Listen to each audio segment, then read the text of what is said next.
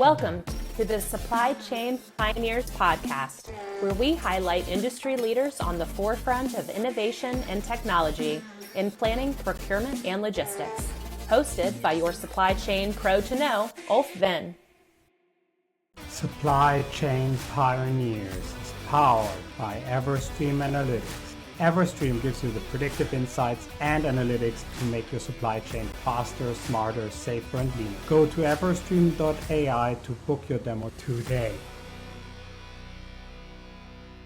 Hello, everybody, and welcome to a new episode of Supply Chain Pioneers.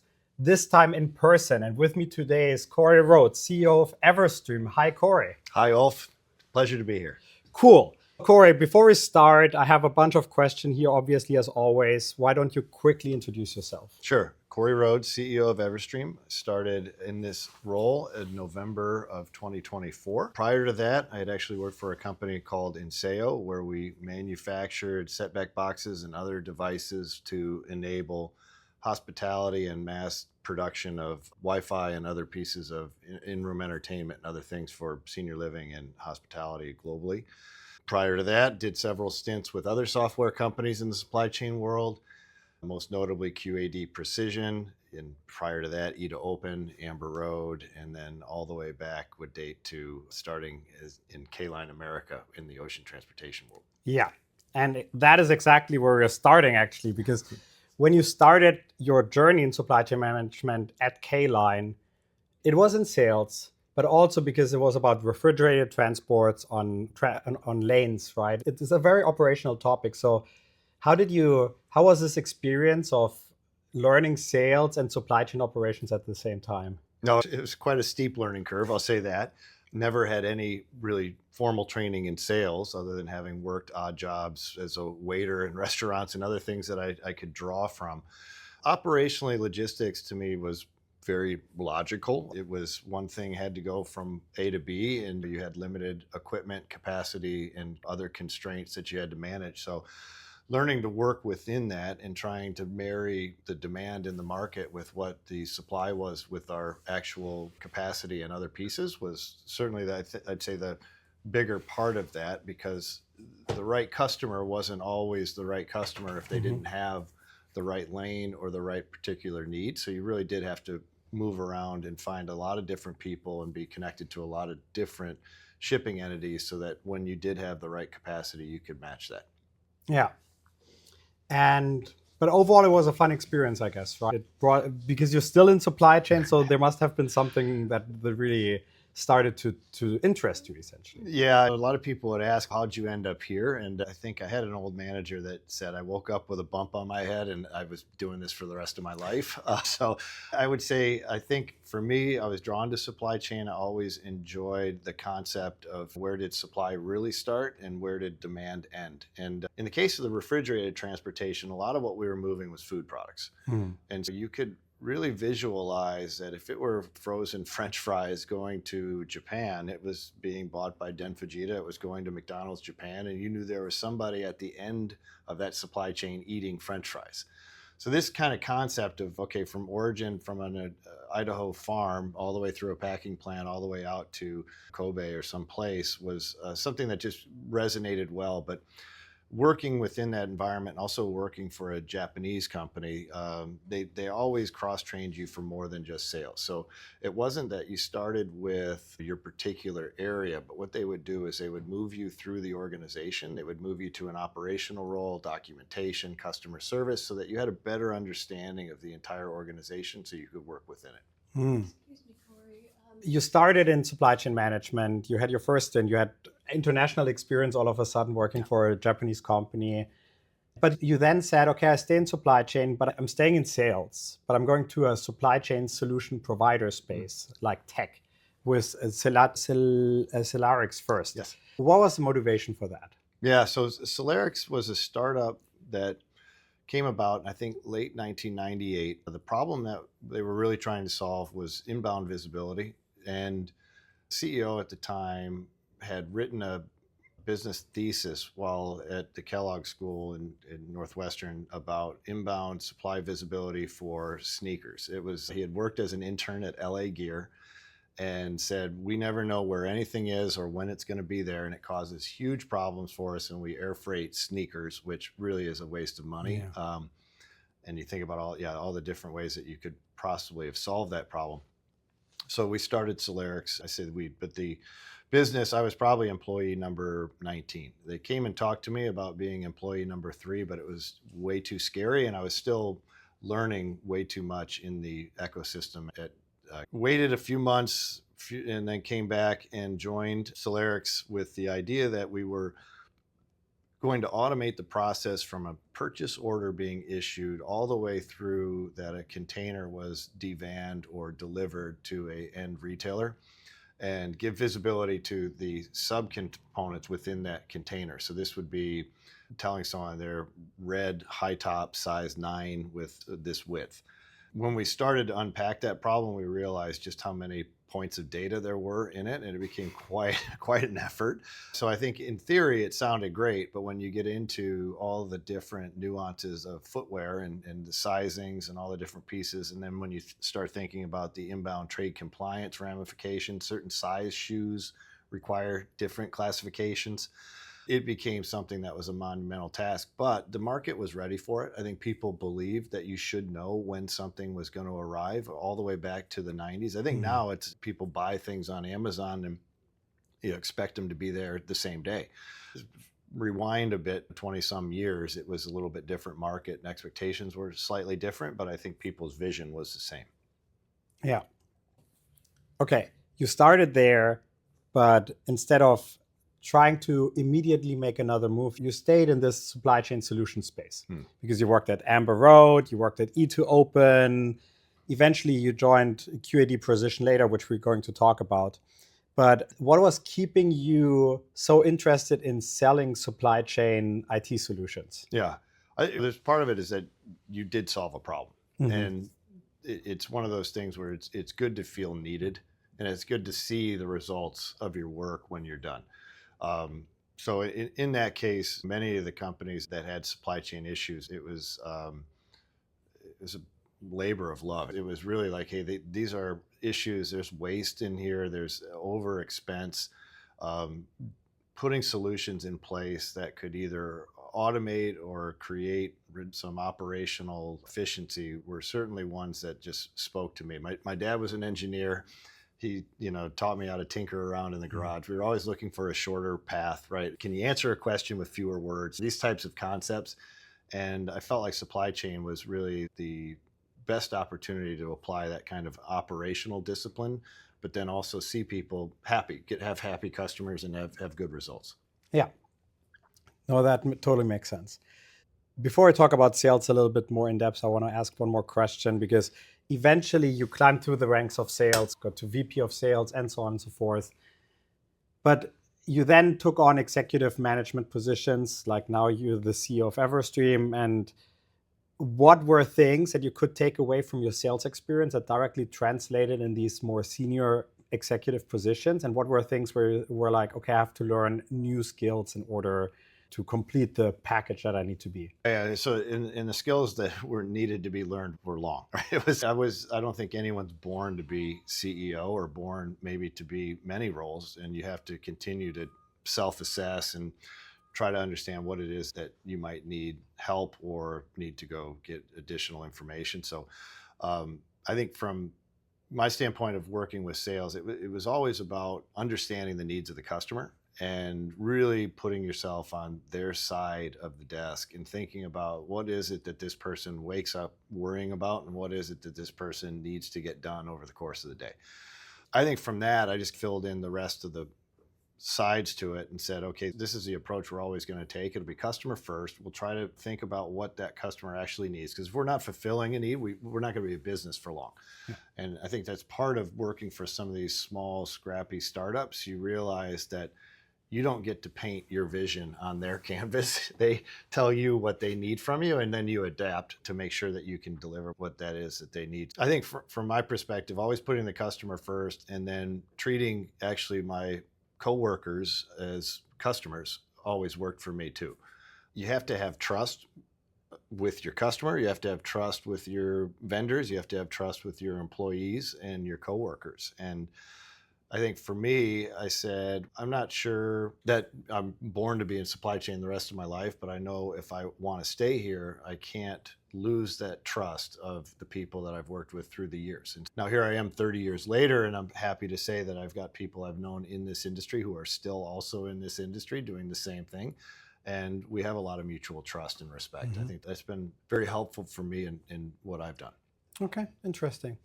So coming to my next question, which is the one I look forward to the most, actually, because a lot of people know that I pre-write a lot of the questions in order to make sure that we have a good discussion.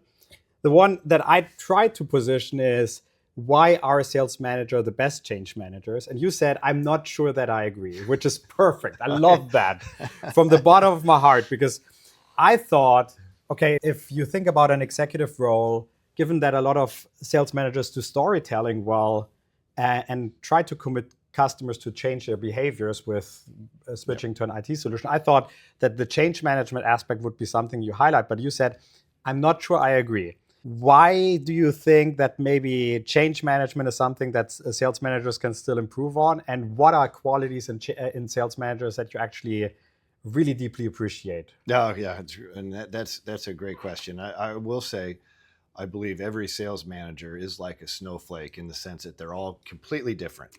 I've seen those that do it the complete opposite of each other, and I think the number one criteria for them to be successful is self-awareness. You have to understand how you're perceived by your coworkers and your employees and your reports. So any style can work. And I'm not here to say that there's one that's better than others, but I would say if you're not fully aware of your style, you're likely to have gaps and you're unaware of those gaps. And so that part of it, I think, is critically important. Now, there's certain change management that I think there's operational Six Sigma engineers that you want in charge of certain types of change management because you cannot leave a detail behind. There's other very charismatic sales leaders that make you feel good the whole time, even if it's under-delivered and over-promised, and you still want to work with them. And so they have that type of ability to pull you through some of the dark pieces to a software implementation or a project management or an implementation. So I think there's varying scales of what types of people work well in that environment. So I'd say when we look at it, we say, yeah, the sales folks tend to be focused on results. They are most largely driven by end results, and the path there doesn't always matter. And I think a lot of change management, the path that you start with isn't the path that you end up following the entire way. So to say, yeah, that for that reason, I would say sales managers, I think, make great change managers and and do well with change management. But again, I would be wary that there's some great sales managers out there that might lack some self-awareness. That could be a real pitfall. Okay.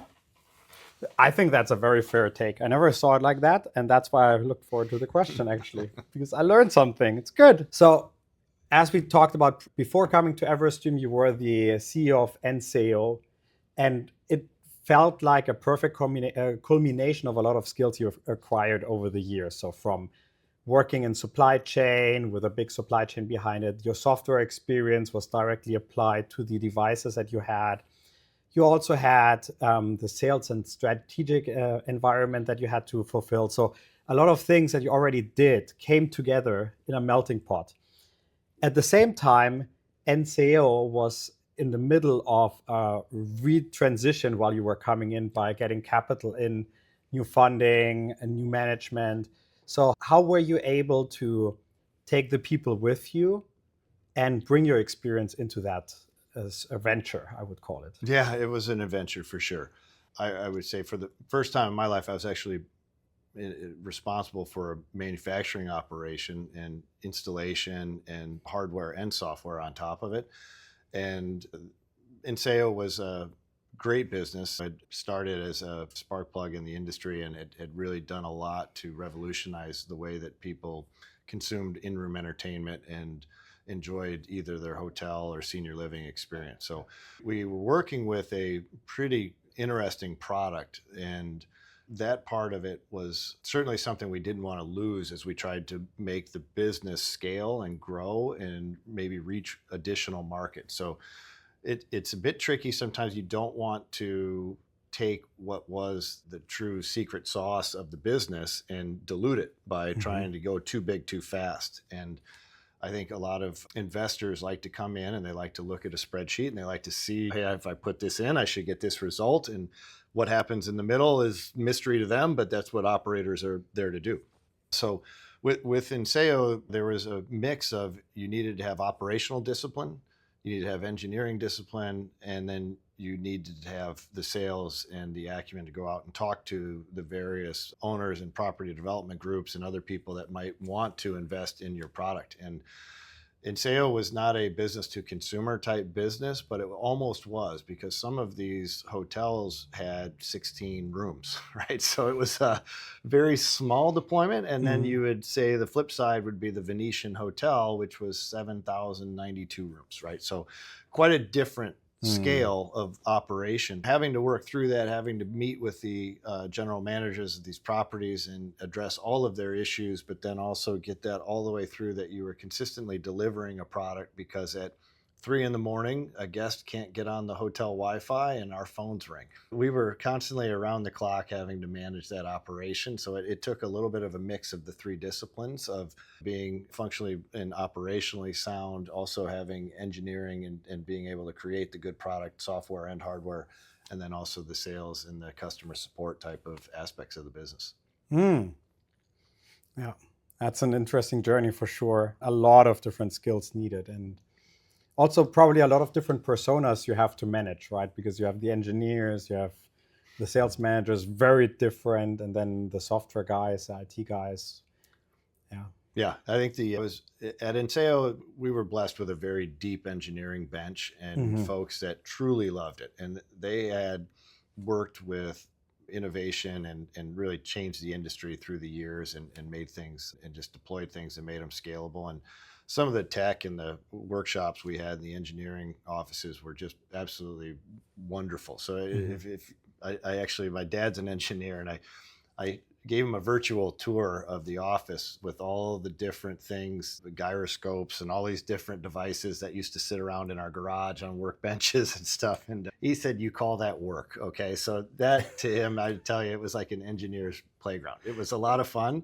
And just harnessing that enthusiasm for what they were doing and then trying to productize it and then trying to get it out and make it scalable and mass distribute it. Those became a lot of the, say, the supply chain issues that we would have.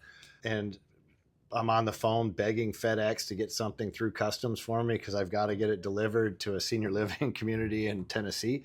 That's a different experience as well, but certainly it's part of the process. So yeah, you're right. It was every day you came in, there was something different that you were doing, and it could be anywhere on that whole scale of designing a product all the way through getting it delivered and installed. Yeah, super exciting. Now we come to the most exciting part of your career journey, obviously, because you decided to join my company, Everstream Analytics. And we do supply chain risk management. So how did Everstream Analytics pop up on your radar, and why did you decide to join that company working in supply chain risk management right now? Oh, it was definitely this podcast. So and I thank you for hiring me, by the way. I have no. I'm glad you're here, but I had nothing to do with it. Yeah. I was watching Everstream Analytics the whole time, right? I know many of the people that are here, but then I also was keeping a very close eye on the innovation. Going all the way back to my days at Solarix, where we were trying to change the way we were managing inbound shipment visibility using old EDI messages. I was watching what you guys were doing with the AI models and predictive risk. And so I thought, yeah, they're on to something. And I wanted to keep my eye on it. So I was always watching from afar. Some of my old colleagues were here, and I would ask them questions about my supply chain, and I was amazed with the answers, including a time when a typhoon was raging through Asia, and I called my supplier and said, "Are you sure you can meet production?" They said, "Absolutely. We have all of our chips." Again, it was chip shortage world. Everyone was worried about chips. I said, "Great.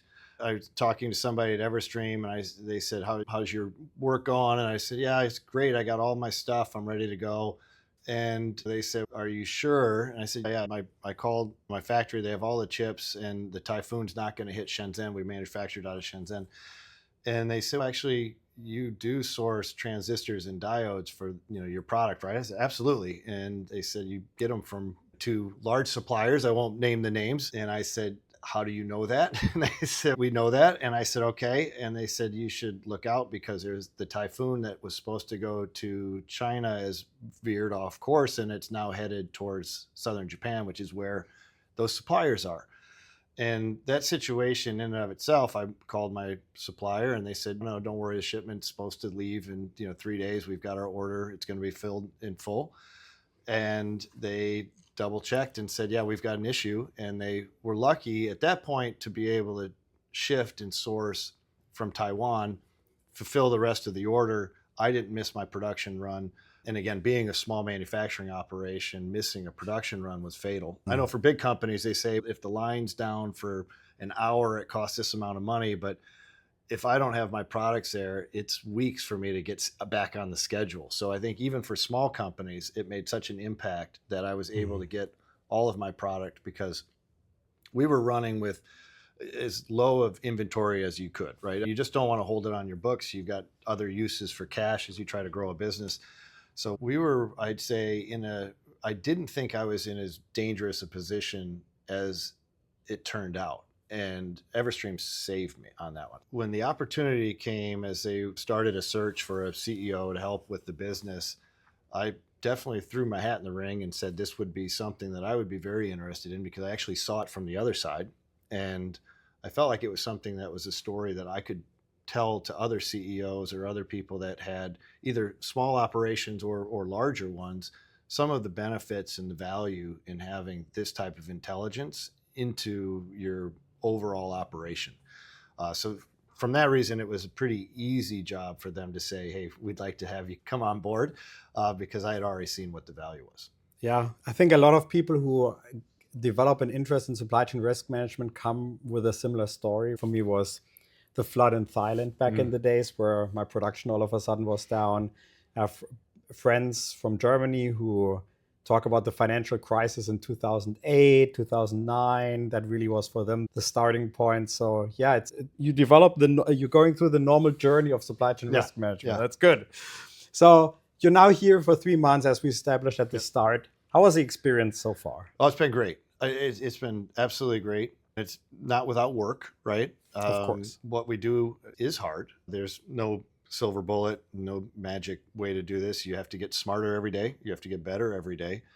And I think you set your expectations and try to measure and meet those expectations. So I think I'm very excited about the people we have here and the passion that they have for what we do and the product and the customers.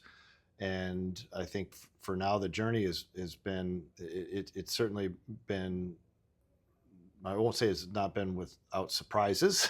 There are a few things that pop up from time to time in the first 90 days even. But yeah, like any job, I don't think there's any opportunity like this that doesn't come with some surprises because it's relatively new concept for a lot of people. But yeah, I've absolutely been delighted with just how receptive the team has been to some new leadership and some of the things that we want to do. And I think from there, we're just going to continue to build on the strengths that we have and round out some of the areas that we think could do more value to the customers. Yeah. All of what you just said is a perfect transition for me to my next question. Okay. So I'm trying to avoid doing the direct transition. So I'm talking around it a little bit. But you talked about a lot of your friends being here already from the old trade compliance days. And you also talked about supply chain risk management being a new concept. But what I learned over the years, being here for 11 years, that a lot of the people that did trade compliance in the past have been able to pick up the concepts behind supply chain risk management quite quickly. Because I'm not from that space, so I can't really get my head around this, but why would you think that is? Yeah. And I can say there's people here that were old supply chain visibility and transit visibility folks from Bridgepoint, which was one of my precursors to Amber Road. So I do think it's complicated, right? When we even started with those first supply chain visibility models, it was more than just taking date myself by talking about EDI numbers. It was an 850 PO that you'd get or an IDOC out of SAP, and you would match it with an 856 ASN, and then you would try to see if anything had been short shipped, and then you try to apply events and cascade across it.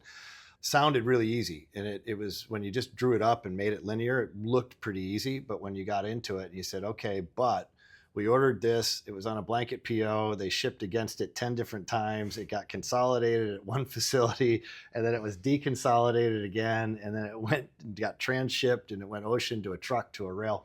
The object model started to get pretty complicated. And so it's a complicated situation, complicated problem. And trade compliance, similarly, right? You had different people that were on different lists, and you had to find if those people existed within your business or organization, or those who you did business with. So I think we've had people that have been solving this problem for a long time. They understand the nuance and the complexity to it. And this is one where when we look at even sub-tier visibility and the sub-tier connectivity of different businesses, not as simple as some people would like to think. And when you take into account DBAs and all the different kind of things and the nuance to what can exist in the sub-tier, it's a different variation of a very old problem. And so I think the reason that those people tend to thrive here is because they know that the first answer or the easy answer is usually not the right answer for the majority of the market. And so we try to solve that, and we try to tackle the hard problems. And so we do embrace doing it the hard way many times, because it's the right way. And so that part of it, I think, is why we find so many of those folks have that background and do well here. Yeah, because a simple answer is not always the right answer. Exactly. Because being from an engineer family, right, with supply chain risk management, the devil is often in the detail. Yeah. Okay, so you've been now here for 3 months, but you already looked at supply chain risk management in the past. With your deep supply chain experience, with your new gain supply chain risk management experience, what do you think is the future for supply chain risk management? Yeah, if I knew the future, I would say, and again, I am not the person to predict the future. I think there's probably plenty of people out there that would want to do. I think that as we look at the adoption curve and where people are with this, you find some that have extracted tons of value out of this solution, are delighted with it, and just it's a love fest when you go talk to them about what they're getting from the solution and how they've aligned their organization around having that type of intelligence. But then you find others that are still struggling, that are still at this point where we're not sure how to make this work, and we've got some challenges to it. So I'd say the future of this is still unclear in a way, because I think certain different companies are going to find different ways that this is beneficial.